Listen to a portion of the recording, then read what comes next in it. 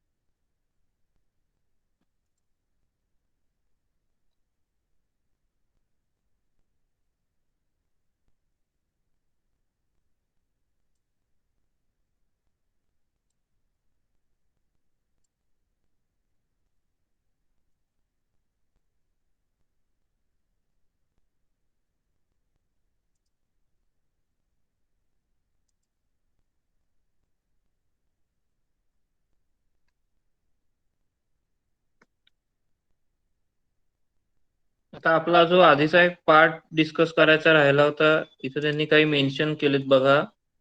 Advantages of corrugated board. आता already आपण बरेचसे पॉइंट डिस्कस केलेत, पण तरी एकदा परत बघूया काय ऍडव्हान्टेजेस आहेत जेव्हा ज्याच्यासाठी आपण कोरुगेटेड बोर्ड वापरतो. असं जर का आपल्याला लिस्ट आउट करायचं म्हटलं तर त्याच्यामध्ये मेनली येईल ते म्हणजे it is light in weight comparatively बाकीच्या बोर्डशी तुलना करता. कोरुगेटेड बोर्डचं जे वेट असतं ते वेट त्या ठिकाणी कमी असतं. It is having a better strength to weight ratio.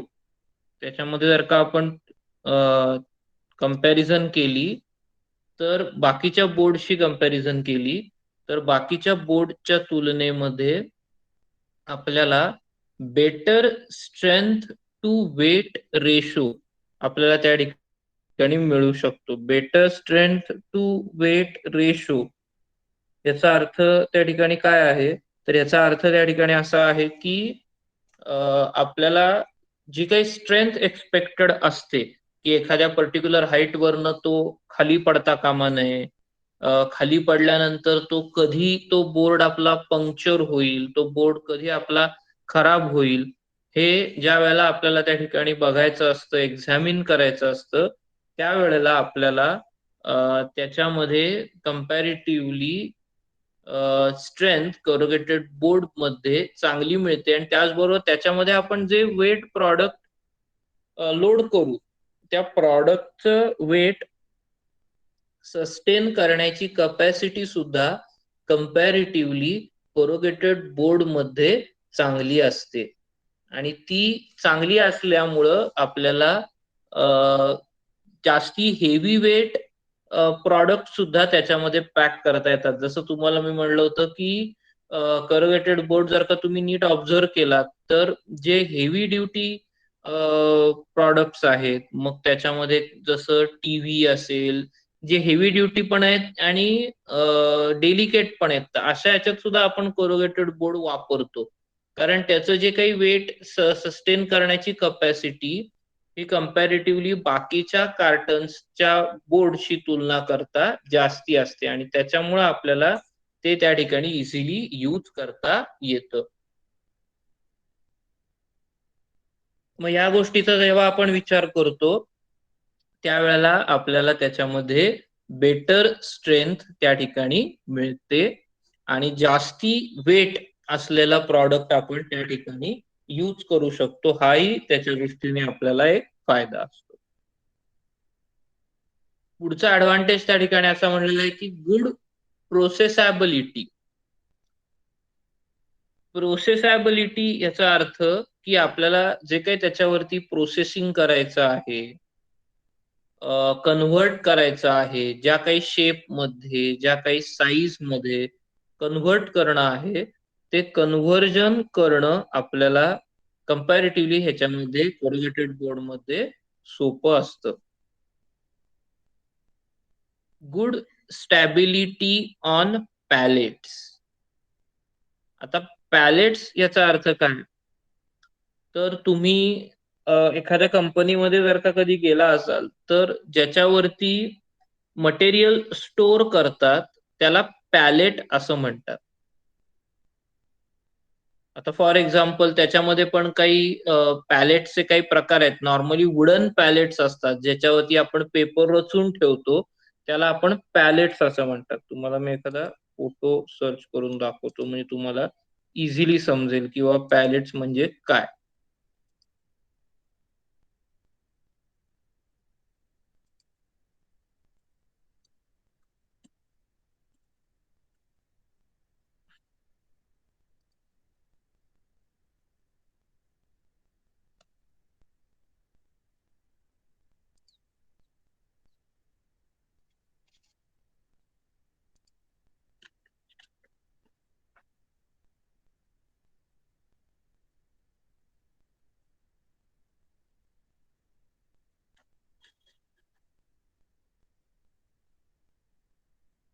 आता इथं तुम्हाला काय दिसतंय, तर टाइप्स ऑफ पॅलेट्स म्हणजे आता इथं हे तुम्हाला दिसतंय बघा, हे अशा या पद्धतीचं ह्याला आपण वुडन पॅलेट असं म्हणतो. त्याच्यात हे दोन प्रकार आहेत, एक आहे स्ट्रिंजर पॅलेट आणि एक आहे ब्लॉक पॅलेट.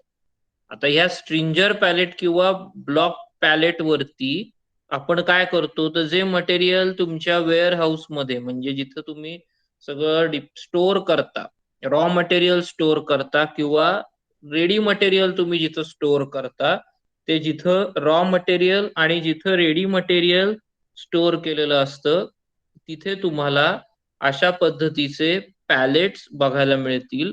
नॉर्मली वुडन मध्ये बनवलेले, लाकडामध्ये बनवलेले हे पॅलेट्स असतात. हे काय फक्त प्रिंटिंग इंडस्ट्रीमध्येच यूज होतात अशातला काही प्रश्न नाहीये.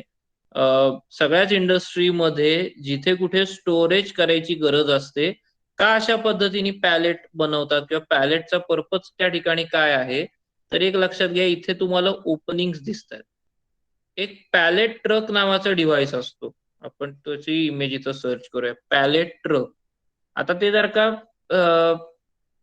पॅलेट ट्रक मध्ये तुम्हाला जर का ते मटेरियल एका ठिकाणून दुसरीकडे लोड करायचे, ते घेऊन जायचे, तर ते लोड करायच्यासाठी हा अशा पद्धतीचा हा पॅलेट ट्रक असतो बघा.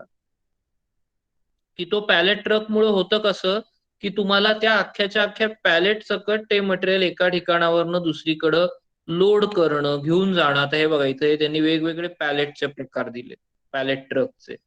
की हा बेसिकली बरेचशा ठिकाणी असतो बघा, की हा हँड हेल्ड आहे. हाताने आपण त्याला हे करू शकतो. हे जे काही दोन भाग आहेत त्याचे, हे त्या पॅलेटच्या आतमध्ये जाणार आहेत. आणि त्या पॅलेटच्या आतमध्ये गेल्यानंतर तो जो ऑपरेटरने ते प्रेस केल्यानंतर ते उचललं जातं आणि तुम्ही समजा तुम्हाला पेपर एका एरियात स्टोअर केलाय तुमच्या कंपनीमध्ये आणि तुमचं हे जे काही पॅलेट आहे दुसरीकडे आहे. तर तो पेपर ज्या एरियात ज्या लोकेशनला तुम्हाला न्यायचा असतो त्या ठिकाणी तुम्ही ते इझिली घेऊन जाऊ शकता. ही फॅसिलिटी तुम्हाला ह्या पॅलेट मुळे त्या ठिकाणी मिळतीये. आता सर क्वेश्चन होता, हम्म फोरक्लिफ्ट मोठ्या पॅकेजेस साठी आणि हे पॅलेट मग छोट्यासाठी असं ना? हा, म्हणजे जिथं मॅन्युअली तुम्हाला न्यायचं आहे ना तिथं तुम्हाला म्हणजे जिथं शक्य आहे की बाबा मॅन्युअली रिम तुम्ही नेऊ शकता, तिथं ह्या अशा पद्धतीचे पॅलेट्स त्या ठिकाणी जे आहेत ते बसवलेले असतात. सांगण्याचा पर्पज काय की ज्या वेळेला तुम्हाला अशा पद्धतीच्या पॅलेट ट्रक वापरून किंवा पॅलेट्स वापरून जेव्हा तुम्हाला त्याच्यामध्ये मुवमेंट त्या ठिकाणी करायची आहे, तर त्या ह्याच्या दृष्टीने कोरुगेटेड बोर्ड जेव्हा तुम्ही समजा एखाद्या अशा पद्धतीच्या पॅलेट वरती तुम्ही स्टोअर केला आणि अशा पद्धतीच्या पॅलेट वरती स्टोअर केल्यानंतर तुमच्या रिक्वायरमेंट नुसार तुम्ही तो मूव्ह केला तर तो तुम्हाला त्या ठिकाणी करणं शक्य असतं.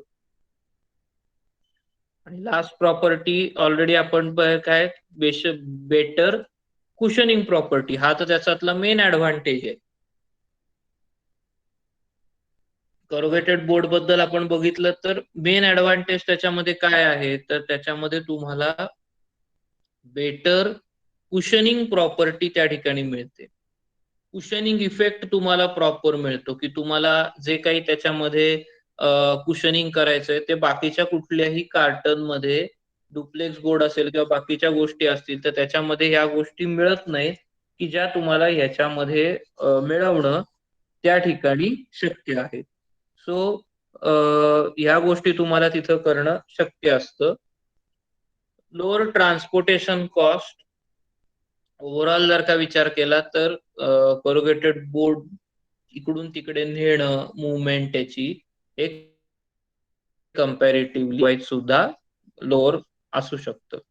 सो हे काही त्याचे बेसिक ऍडव्हान्टेजेस आहेत कोरुगेटेड बोर्डचे. आता आजचा आपला जो मेन टॉपिक आहे तो आहे टाइप्स ऑफ कार्टन. आता basically what is the meaning of a carton? Carton आपण कशाला म्हणतो, तर कार्टनचा अर्थ त्या ठिकाणी असा आहे की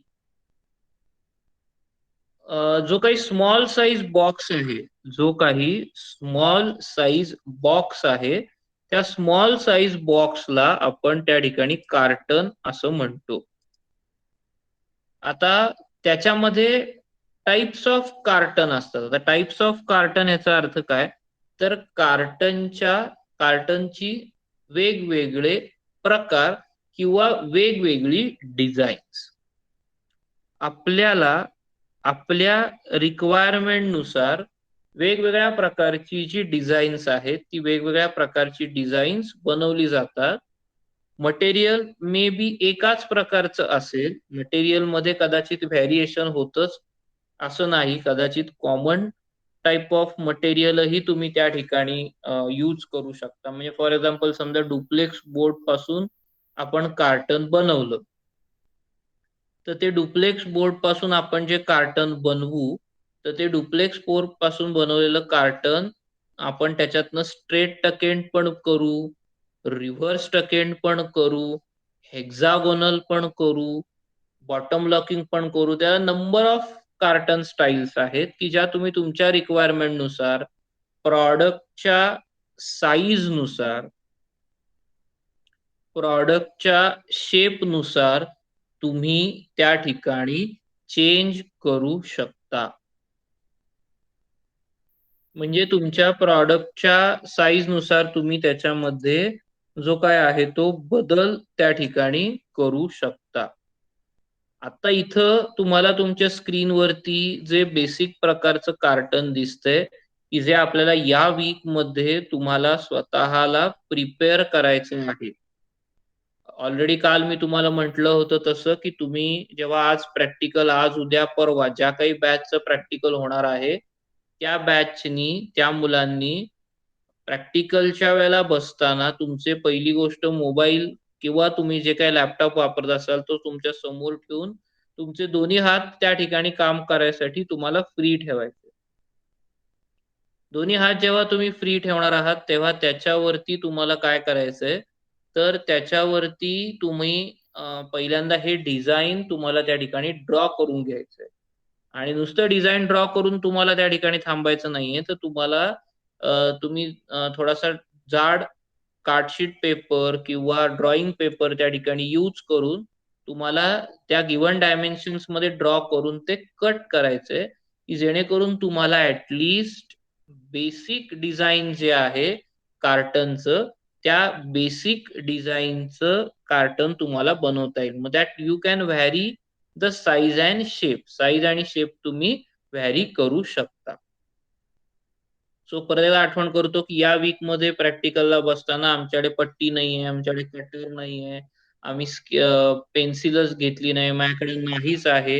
ही रिझन्स त्या ठिकाणी सांगू नका, कारण तुम्हाला प्रत्येकाला इंडिव्हिज्युअली ते कार्टन बनवायचंय आणि इंडिव्हिज्युअली ते कार्टन बनवून तुम्हाला ते त्या ठिकाणी फोटो त्याचा नंतर काढून तो अपलोड त्या ठिकाणी करायचा आहे. आता इथं जो तुम्हाला स्क्रीनवर दिसतोय, हे basic common type of carton आहे. त्याला आपण म्हणतोय स्ट्रेट टक एंड कार्टन. आता बेसिकली कधीही लक्षात ठेवा, जेव्हा काही कार्टन दिलेलं असतं, त्या कार्टनला आहे ना 3 डायमेन्शन्स असतात. त्या 3 डायमेन्शन्सला त्या ठिकाणी म्हणतात एल, बी आणि एच. त्या ज्या काही डायमेन्शन्स आहेत, त्या डायमेन्शनला म्हणतात एल, बी आणि एच, म्हणजे लेंथ, विड्थ आणि विड्थ. एल, बी, लेंथ, विड्थ, विड्थ म्हणजेच विड्थ आणि एच म्हणजे हाईट. आता इथं तुम्हाला जे स्क्रीनवरती दिसतंय बघा, इथं त्यांनी दाखवलेलं आहे एल, विड्थ, आणि हे जे डी लिहिलेलं आहे, ते डी चा अर्थ आपण हाईट असा घेतो, एल, बी, एच. बी म्हणजे बिड्थ किंवा विड्थ हे दोन्ही एकत्र आहे. तर जेव्हा आपण एखादं कार्टन ओपन करतो, ते कार्टन ओपन केल्यानंतर आपल्याला ते ह्या पद्धतीचं कार्टन दिसतं. अशा पद्धतीने ते आपलं जे कार्टन आहे, ते अशा पद्धतीने ते कार्टन ओपन होतं. आता ओपन झाल्यानंतर तुम्हाला इथं काय दिसतंय? ही एक त्याची बाजू आहे. 4 बाजू असतात त्या कार्टनच्या, या 4 बाजू आहेत. त्या ज्या कार्टनच्या 4 बाजू आहेत, त्याला आपण पहिली ही जी बाजू आहे याला आपण लेंथ असं म्हणतो. ही जी पुढची आहे त्याला विड्थ असं म्हणतो. परत लेंथ आणि परत विड्थ.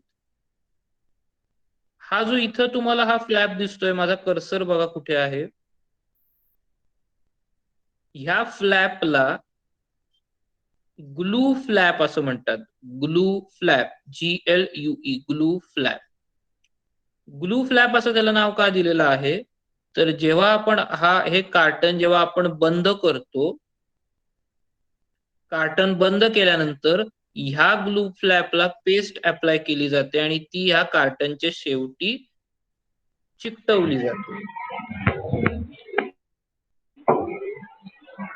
ती कार्टनच्या शेवटी चिकटवल्यानंतर आपलं कार्टन स्टेबल त्या ठिकाणी राहतं. सो ह्याला ग्लू फ्लॅप असं म्हणतात.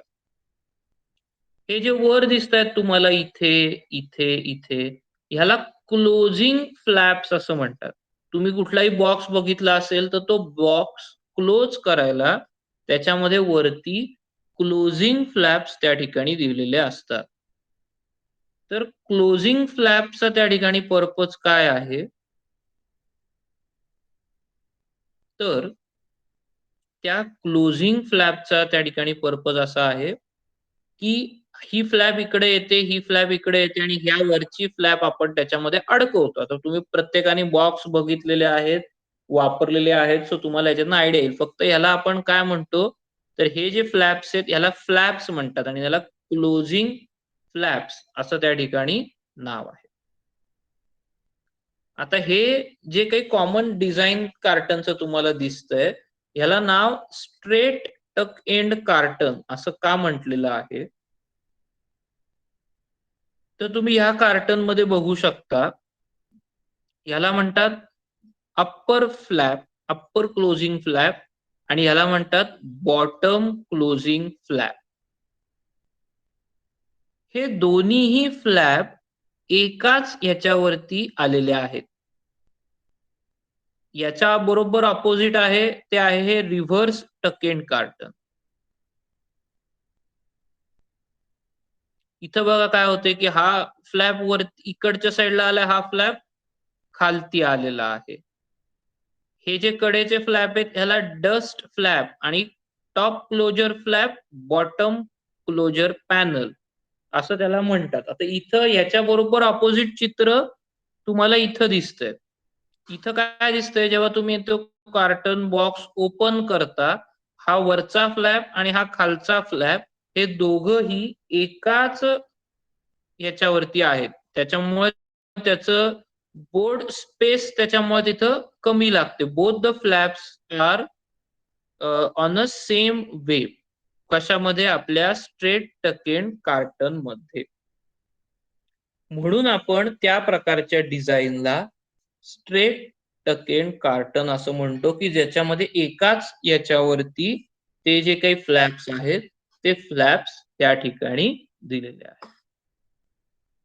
आता पुढं काय होतंय बघा, ह्याचे फायदे काय आहेत स्ट्रेट टक एंड, म्हणून त्याचं नाव स्ट्रेट टक end carton. It saves board space if internal locking is done properly. आता हे कसं डिझाईन करतात कार्टन, तर ह्याच्यासाठी आपल्याला माहितीये की पंचिंग, डाय पंचिंगची प्रोसेस यूज करतात, की ज्याच्यामध्ये त्या ठिकाणी डाय वापरतात आणि ती जी काही डाय आपण वापरतो आहोत त्या डाय मध्ये आपण काय करतो, तर एकतर प्री प्रिंटेड कार्टन असेल, आधी जर का त्या कार्टनच्या तिथे प्रिंटआउट केलेली, प्रिंटिंग केलेलं असेल, तर आपण काय करतो, ती डाय नंतर हे करतात आणि तेवढ्या ह्याच्यात तो कार्टन पंच करून तो सेपरेट केला जातो. आता अशा वेळेला जेव्हा आपण स्ट्रेट टकेंड नावाचा कार्टन यूज करतोय, त्या स्ट्रेट टकेंड कार्टन मध्ये काय होतं, तर आपलं स्पेस सेव्हिंग होतं. कारण आपण जर का प्रॉपरली लॉकिंग व्यवस्थित केलं, तर एका अवेलेबल बोर्ड मध्ये तुम्ही जास्ती नंबर ऑफ कार्टन्स बसवू शकता, की जेणेकरून तुमचं होणारं जे वेस्टेज आहे ते वेस्टेज तुमचं कमी होईल, वेस्टेज तुमचं कमी जाईल. ही त्याच्यामधली महत्वाची गोष्ट आहे. दुसरं काय होतं त्याच्यामध्ये, आता तुम्ही एस्टिमेटिंग कॉस्टिंग शिकताय. एस्टिमेटिंग कॉस्टिंग मध्ये तुम्ही ह्या गोष्टी शिकणार आहात, की एखाद्या गोष्टीची कॉस्टिंग कसं केलं जातं.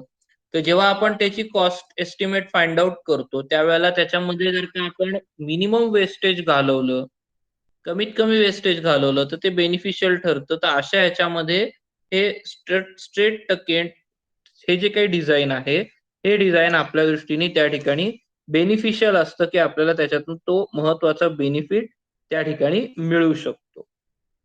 म्हणून इथं काय लिहिलेलं आहे, की it saves board space if internal locking is done properly. जर का त्याच्यातलं जे इंटरनल लॉकिंग आहे ते प्रॉपरली केलं तर. Due to flaps of same size, strength obtained from this type of carton is less as compared with other design. बाकीच्या डिझाईनशी जर का आपण तुलना केली, तर ह्या प्रकारच्या कार्टन मधून मिळणारी जी स्ट्रेंथ आहे, ती स्ट्रेंथ आपल्या दृष्टीने कमी आहे. का स्ट्रेंथ कमी आहे असं त्या ठिकाणी म्हटलंय, तर त्याच्या मागचं कारण असं आहे, की आपल्याला जो लोड डिस्ट्रीब्यूट व्हावा लागतो, तो लोड आपला डिस्ट्रीब्यूट होत नाही. तो कुठल्या तरी एकाच फ्लॅपवर येतो. मग त्यावेळेला अशा वेळेला ह्या प्रकारचं डिझाईन बनवलेल्या कार्टन मध्ये, आता हे नॉर्मली कार्टन काय आपले मोठे नसतात, तर नॉर्मली ज्या आपल्या फार्मास्युटिकल मधल्या बॉटल्स आहेत, बाटल्या आहेत, किंवा कॉस्मेटिक मधल्या बाटल्या आहेत किंवा बाकीचे काही प्रॉडक्ट्स आहेत, अशासाठी हे वापरतात कार्टन. किंवा आपण जे स्वीट बॉक्सेस यूज करतो किंवा आपले काही readymade ready to eat food products असतात, त्याच्यामध्ये आपण हे बॉक्सेस वापरतो. तर अशा वेळेला त्याच्यात लोड एकाच पॅनलवरती आल्यामुळं, लोड डिस्ट्रीब्यूट न झाल्यामुळं कधी-कधी त्या ठिकाणी स्ट्रेंथ वाईज प्रॉब्लेम आल्याची ऑब्झर्वेशन्स आहेत. प्रॅक्टिकली स्ट्रेंथ वाईज त्याला प्रॉब्लेम येतात. मग हे का डिझाइन वापरतात? तर इट इज कॉस्ट सेव्हिंग. त्यामुळं जर का तुमच्याकडं कंपॅरेटिव्हली स्ट्रेंथ रिक्वायरमेंट महत्वाची नसेल, तर अशा ठिकाणी, अशा वेळेला तुम्ही हे डिझाइन बाकीच्या ह्याच्यासाठी सुद्धा त्या ठिकाणी वापरू शकता, की जिथं strength is not a bigger question. अशा ठिकाणी तुम्ही हे वापरू शकता. हा पहिला प्रकार झाला. याच्यामध्ये हे जे काही वरचे फ्लॅप आहे त्याला top closure flap, bottom closure flap असं नाव दिलेलं आहे. आणि dust flap, DUST, dust flap म्हणजे हे जे कडेचे दोन फ्लॅप आहेत याला डस्ट फ्लॅप असं म्हणतात. सो ह्या प्रकारचं जे सगळ्यात कॉमनली सगळ्यात basic type of carton design आहे, ज्याला STE असंही म्हणतात, म्हणजे स्ट्रेट टक एंड असंही आपण त्या कार्टनला त्या ठिकाणी म्हणू शकतो. दुसरा जो त्याच्यामधला प्रकार आहे तो आहे रिव्हर्स टक एंड कार्टन. आता स्ट्रेट टक एंड कार्टनच्या बरोबर अपोजिट असं प्रकारचं हे कार्टन आहे, म्हणून त्याला आपण म्हणतो रिव्हर्स टक एंड कार्टन. याच्यामधल्या ज्या डायमेन्शन्स आहेत त्या डायमेन्शन्स त्या ठिकाणी रिव्हर्स आहेत. आता तुम्ही इथं डायग्राम मध्ये बघू शकता, बाकीच्या गोष्टी सेम आहेत. इथं पण तुम्हाला ग्लू फ्लॅप दिसतोय, बॉटम क्लोजर पॅनल आहे, टॉप क्लोजर पॅनल आहे, पण हे एकाच पॅनल वरती न येता हे डिस्ट्रीब्यूट झालेलं आहे. आता मग त्यामुळे ह्या गोष्टीचा फायदा आपल्याला कुठे होतो? तर ह्या गोष्टीचा फायदा, the weight is distributed in case of reverse tuck end carton, so it gives you more strength. So strength wise जर का आपण दोघांमध्ये कंपॅरिझन केली, तर हे जे RTE टाइप ऑफ कार्टन आहे, ज्याला आपण रिव्हर्स टक एंड कार्टन असं त्या ठिकाणी म्हणतो, त्या रिव्हर्स टक एंड कार्टन मध्ये लोड हे डिस्ट्रीब्यूट त्या ठिकाणी होत असतं. सिमिलरली त्याच्यामध्ये तुम्ही बघू शकता की bottom flap, top closure flap, dust flap हे परत कॉमन आहेत. त्याच्यामध्येच तुम्हाला ग्लू फ्लॅप पण त्या ठिकाणी दिसणार आहे. सो बाकी गोष्टी त्याच्यामध्ये कॉमन असतात. आता ह्या कुठलंही हे कार्टन असेल, स्ट्रेट टक एंड कार्टन असो, रिव्हर्स टक एंड कार्टन असो, तर बेसिकली या दोन्हीही प्रकारच्या कार्टन मध्ये आपण त्या ठिकाणी काय करतो, तर या दोन्हीही प्रकारच्या कार्टन मध्ये आपल्याला काय असतं, तर डिझाईन, शेप, सायझेस हे आपल्याला आपल्या रिक्वायरमेंट नुसार आपण ठेवू शकतो. म्हणजे आपल्या प्रॉडक्टचा साईज कसा आहे, त्या प्रॉडक्टच्या साईज नुसार, त्या प्रॉडक्टच्या शेप नुसार आपण ह्याची वेगवेगळे डिझाईन्स आपल्या रिक्वायरमेंट नुसार आपण ती टाकू शकतो. म्हणजे आता ह्याच्यात साईजचं असं कुठलं लिमिटेशन नाही, that depends upon the size of the final product. तुमच्या फायनल प्रॉडक्टचा साईज जसा असणार आहे तशा पद्धतीने तुम्ही ह्याचं साईजचं जे डिझाईन आहे ते त्या ठिकाणी बनवू शकता. सो ही जी दोन तुम्हाला आता दाखवली, that two are the most common type of design, reverse tuck end straight tuck. End ह्या व्यतिरिक्त अजून पण एक डिझाईन तुम्हाला आता इथं दिसतंय समोर, ज्याला आपण म्हणतो ट्रे टाइप कार्टन. आता what is the meaning of a tray type carton? तर ट्रे टाइप कार्टन म्हणजे तुम्ही कधी शूटिंग आपलं हे असतात, रेडीमेड शर्ट्स खरेदी केले असतील, तर त्या रेडीमेड शर्ट्सचा बॉक्स जर का तुम्ही आणला असेल, तर तो तुम्हाला बॉक्स हा या पद्धतीचा बॉक्स त्या ठिकाणी तुम्हाला दिसेल, की त्याला वरती एक क्लोजिंग फ्लॅप असतो आणि खाली जो काही तो बॉक्स आहे तो अशा पद्धतीने ट्रे शेप मध्ये असतो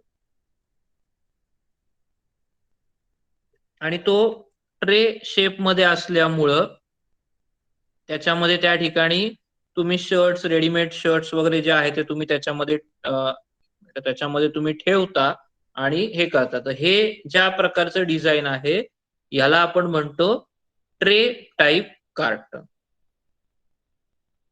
आणि अजून एक प्रकार आता इथे तुम्हाला दिसतोय त्याला आपण म्हणतोय हेक्सागोनल टाइप ऑफ कार्टन. आता what is the meaning of a hexagonal type of carton? तर हेक्सागोनल टाइप ऑफ कार्टन याचा अर्थ त्या ठिकाणी असा आहे की याच्यामध्ये 6 डायमेन्शन्स असतात. 6 डायमेन्शन्स आहेत. 1, 2, 3, 4, 5, 6. सो याला आपण हेक्सागोनल टाइप ऑफ कार्टन असं म्हणतो. तो ओपन केल्यानंतर कशा पद्धतीने दिसतो? तो इथं तुम्हाला दिसतोय. आणि हे जे तुम्हाला इथे खाली दिसतंय, हे बॉटम लॉकिंगचे प्रकार आहेत.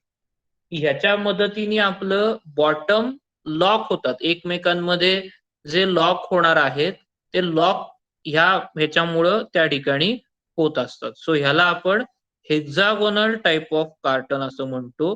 हे पण एक कॉमनली यूज होणारं डिझाइन आहे. आता ह्या व्यतिरिक्त तुम्ही कधी केक शॉपमध्ये गेलात, इव्हन ज्वेलरी शॉपमध्ये गेलात, तर ज्वेलरी शॉपमध्ये, केक शॉपमध्ये तुम्हाला अशा पद्धतीची खूप व्हरायटी ऑफ डिझाईन्स कार्टनमध्ये त्या ठिकाणी दिसतील. तर ही जी काही व्हरायटी ऑफ डिझाईन्स तुम्हाला त्या ठिकाणी दिसता आहेत, तर ही तुम्हाला तुमच्या रिक्वायरमेंटनुसार, प्रॉडक्टच्या रिक्वायरमेंटनुसार याच्यातलं कुठलं तरी एक डिझाइन तुम्हाला सिलेक्ट करावं लागतं आणि ते डिझाइन सिलेक्ट केल्यानंतर त्याचा साईज असेल, त्याचा शेप असेल, तो साईज, शेप ह्या गोष्टी आपल्याला आपल्या रिक्वायरमेंटनुसार त्याच्यामध्ये चेंज करून त्या यूज कराव्या लागतात.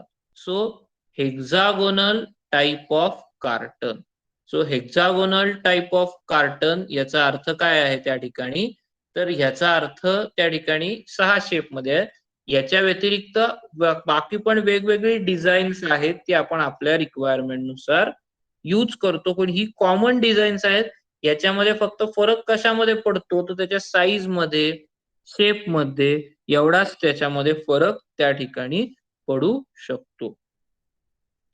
कोणाला काही शंका आहे टाइप्स ऑफ कार्टन बद्दल? आता ह्याच्यामधली जी 3 टाइप आहेत ते तर आपण प्रत्यक्ष बनवणार आहोत. Straight token carton, reverse tuck end carton आणि युनिव्हर्सल कार्टन. आता जे आपले मोठे लार्ज साइज बॉक्सेस असतात, त्या बॉक्सेसच्या त्या डिझाईनला युनिव्हर्सल कार्टन असं म्हणतात. त्यामुळे ते जे युनिव्हर्सल कार्टन आहेत, ते युनिव्हर्सल कार्टन पण आपण बघणार आहोत. म्हणजे ही 3 कॉमन प्रकारची डिझाईन्स आहेत. Is it clear? आलंय लक्षामध्ये? आता पुढे ही कार्टन्स, कोणाला काही डाऊट आहे का कार्टन स्टाईल्स मध्ये, कार्टन डिझाईन्स मध्ये? तुम्ही जेव्हा आपण हे प्रत्यक्ष बनवणार आहोत, तुम्हाला जेव्हा ते बनवायचं असेल त्यावेळेला हे तुमच्या लक्षात येईल की डिझाईन कशा पद्धतीने करतात. आता नवीन ह्याच्यामध्ये आता सॉफ्टवेअर्स आपण त्याला वापरणार आहोत वेगवेगळी, की ज्या सॉफ्टवेअर्सच्या मदतीने आपण हे कार्टन डिझाईन करणार आहोत. आता इथे तुम्हाला काय दिसते? तर ही एक समोर एक डाय दिसतीये. ह्याला झिग डाय असं म्हणतात. तुम्हाला इथं हे जे दिसतंय, हे जे मध्ये-मध्ये दिसतायत, हे ब्लेड्स आहेत.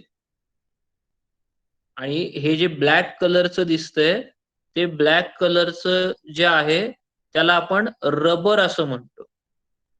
आता हे रबर कशासाठी दिलंय? तर बेसिकली एक लक्षात घ्या, की ही जी डाय आहे, ती एका प्लायवूड वरती बनवलेली असते. ह्याला आपण वूड प्लाय म्हणजे प्लायवूड लाकडाचा एक प्लाय आपण यूज करतो. त्या लाकडाच्या प्लाय मध्ये तुमचा जसा शेप आहे, तुमचा जसा साईज आहे, त्याप्रमाणे इथे ही जी डाय आहे, ती डाय तुम्ही ब्लेड्स त्याच्यामध्ये बसवता. तुमच्या शेपनुसार, तुमच्या साईजनुसार तुम्ही त्या ह्याच्यामध्ये हे जे काही ब्लेड्स आहेत, ते ब्लेड्स तुम्ही त्याच्यामध्ये बसवता. ज्या ठिकाणी तुम्हाला कटिंग करायचंय, त्या ठिकाणी तुम्ही कटिंग ब्लेड्स यूज करता. ज्या ठिकाणी तुम्हाला क्रीजिंग करायचंय, क्रीजिंग याचा अर्थ काय? तर ज्या ठिकाणी तुम्हाला फक्त फोल्ड घालायचा आहे, तो फोल्ड तुम्हाला ज्या ठिकाणी घालायचा आहे, त्या ठिकाणी तुम्ही क्रीजिंग ब्लेड वापरता. प्रत्येक कार्टनसाठी अशा पद्धतीने सेपरेट डाय तयार करावी लागते. जसं की आपला एखाद्या मूर्तीचा साचा असतो, की जो आपल्याला प्रत्येक मूर्तीसाठी सेपरेट बनवावा लागतो त्याच्या शेपनुसार, त्याच्या साईजनुसार. तसं एकदा तुम्ही डिझाइन बनवलं तुमच्या कार्टनचं, त्या डिझाइनचं अप्रूव्हल मिळालं, की प्रत्येक टाइप ऑफ कार्टनसाठी तुम्हाला सेपरेट अशा पद्धतीची डाय त्या ठिकाणी तयार करावी लागते. तुम्ही अशा पद्धतीची सेपरेट डाय बनवल्यानंतर तुम्ही त्याच्यामध्ये जे काही डिझाइन आहे, ते डिझाइन तुम्ही त्या ठिकाणी बनवता आणि ती डाय तयार करता. डाय तयार केल्यानंतर त्याच्यामध्ये पंचिंग मशीन्स असतात, की ही जी डाय आहे, ही त्या पंचिंग मशीनवरती लोड केली जाते.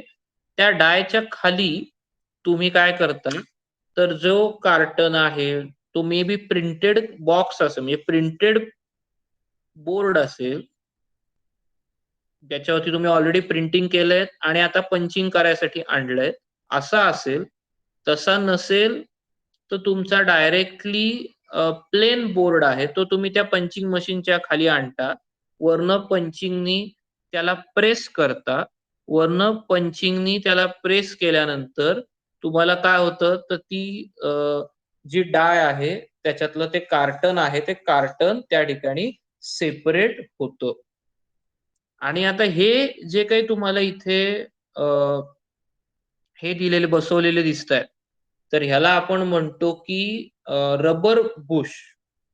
तर हे रबर बुश काय करतात, जेव्हा तुम्ही ऍक्च्युअल पंचिंग करणार आहात, ते पंचिंग करत असताना तुमचा जो बोर्ड आहे, तो बोर्ड लवकर सेपरेट व्हावा ह्या ब्लेड पासून, ह्याच्यासाठी हे रबर तुम्हाला त्या बोर्डला पुश करायचं काम करतात. आणि त्या बोर्डला त्यांनी पुश केल्यामुळं ते तुमचा जो बोर्ड आहे, तो पंचिंग केल्यानंतर इझिली सेपरेट होऊन बाहेर येतो. याची एक प्रोसिजर दिलेली आहे. आपण उद्याच्या ह्याच्यामध्ये त्याचा व्हिडिओ बघूया. आता ही झिग डाय कशा पद्धतीने ही झिग डाय प्रिपेअर करतात. तर this is a one piece die prepared of a vertical reciprocating jigsaw, hence it is called as zig die. म्हणून त्याला आपण म्हणतो झिग डाय. झिग डाय असा शब्द का आलाय, जे आय जी, झिग डाय हा शब्द एक ती डाय बनवण्याच्यासाठी एक जो रेसिप्रोकेटिंग झिग सॉ, सॉ याचा अर्थ ज्या सॉनी ते त्या ठिकाणी कट करतात, तो यूज करतात, म्हणून त्याला आपण झिग डाय असं म्हणतो. Design of a carton is prepared using softwares like Corel Draw और ऑटोकॅड. तुमची जी काही सॉफ्टवेअरची रिक्वायरमेंट आहे, त्या सॉफ्टवेअरच्या रिक्वायरमेंट नुसार तुम्ही त्या ठिकाणी डिझाईन तयार करून घेता तुमच्या शेपनुसार, साईजनुसार.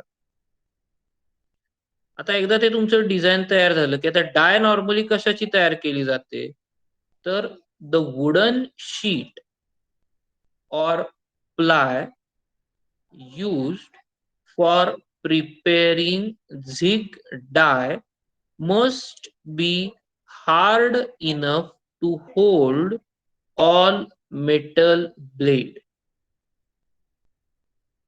आपण जो काही मगाशी मी तुम्हाला फोटोमध्ये दाखवला तो प्लाय आपण यूज करणार आहोत. तर तो जो काही प्लाय आहे तो त्याच्यात प्रॉपर स्ट्रेंथ पाहिजे की जो मेटलच्या साठी जे आपण मेटल इन्सर्ट करणार आहोत तर ते इन्सर्ट त्याच्यामध्ये इझिली होईल. ॲज वेल ॲज जे पंचिंग प्रेशर येणार आहे ते पंचिंग प्रेशर पण तो सस्टेन करेल. ॲज वेल ॲज त्याचं कटिंग करणं इझिली असेल की जेणेकरून ती ब्लेड आतमध्ये प्रॉपरली इन्सर्ट होतील. We are using steel blades for making cutting and creasing according to the requirement. की तुम्ही जी ज्याला आपण मराठीमध्ये धार म्हणतो तर त्या कटिंग ब्लेड हे तुम्हाला विथ अ प्रॉपर क्रीज त्या करायला लागणार कारण तुम्हाला त्याच्यातनं तो पार्ट क्रीज करायचा, कट करायचं, सेपरेट करायचं.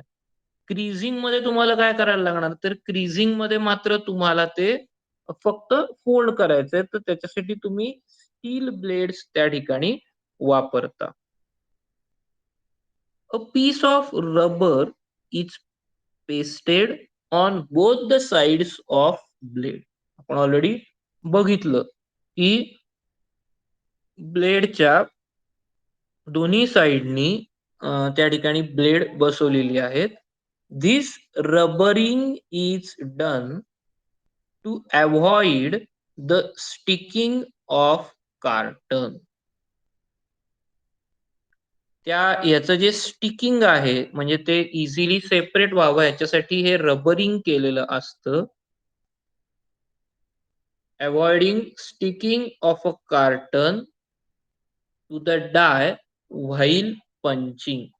पंचिंग करत असताना the rubber piece pushed away carton immediately after completion of punching process.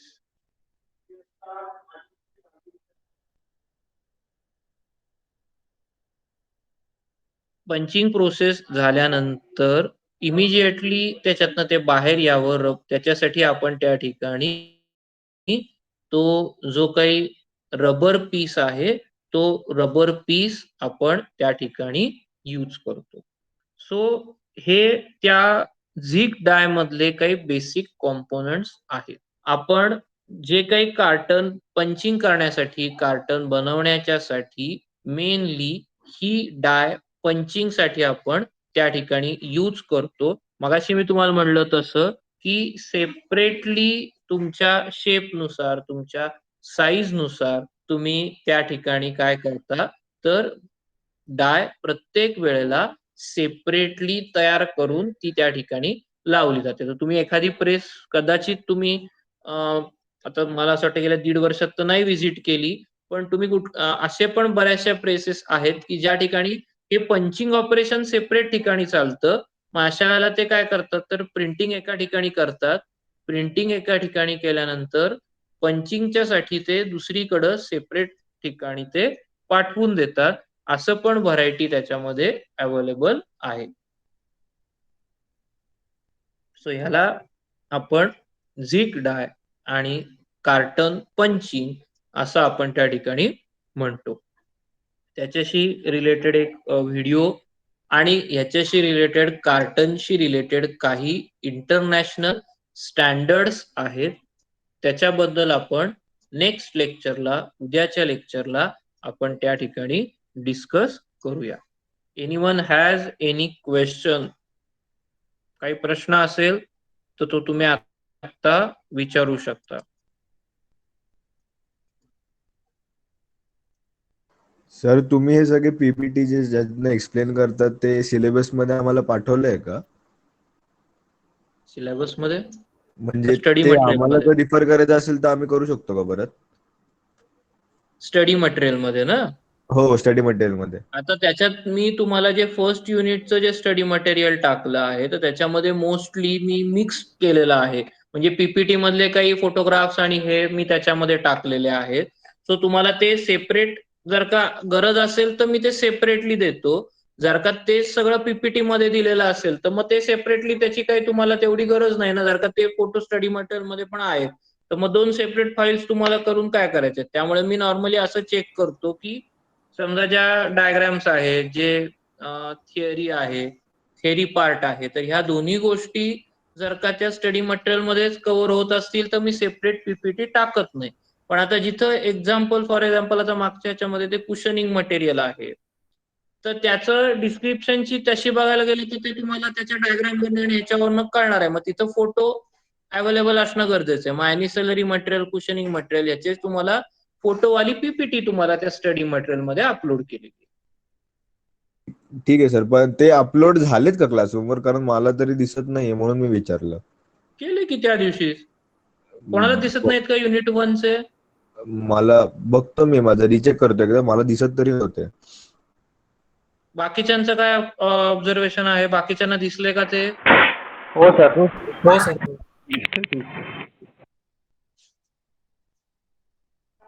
Check करून घ्या बाकीच्यांनी. ठीक आहे, चालेल, ओके. आज कुठल्या बॅचचं प्रॅक्टिकल आहे? बी बॅच सर. बी हा बॅच. जॉईन व्हा. त्याची लिंक तुमच्या याच्यावर टाकलेली आहे.